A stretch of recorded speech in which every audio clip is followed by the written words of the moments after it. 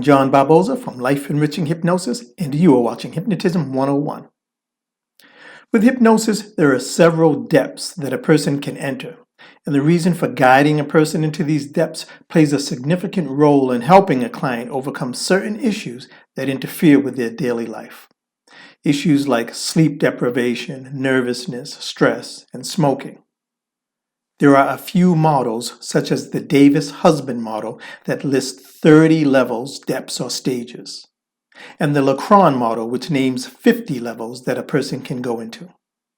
And there is also the Stanford scale, which has 12 stages. Aaron's depth scale has 6 stages that I use to determine the depth a client is in. To verify when the client has reached the first depth of hypnosis, an eye catalepsy test is used. The client is given a suggestion to try and open his or her eyelids without successfully doing so. When the client is prompted to try, the eyelids will remain closed.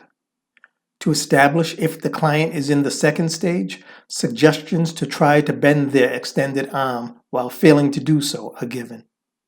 When the client's attempt at bending their arm is unsuccessful, that's an indication that the client has entered the second stage of hypnosis.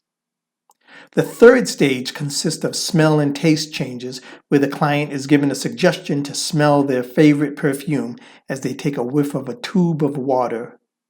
The client can also be convinced to believe that they are eating the sweetest slice of an orange, when in fact they are eating a sour, tart lemon.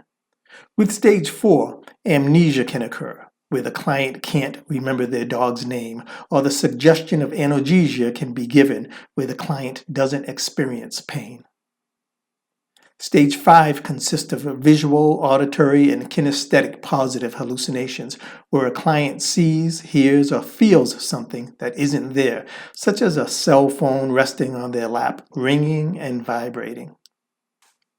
Stage 6 consists of visual, auditory, and kinesthetic negative hallucinations, where a client doesn't see, hear, or feel something, such as the keys in their hand.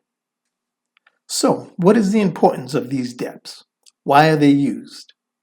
If a person is at the dentist office about to have a tooth extraction without the use of anesthesia because of some past chemical reaction or side effect, the hypnotist can utilize these stages to remove all sensations and pain in a particular area by suggesting analgesia.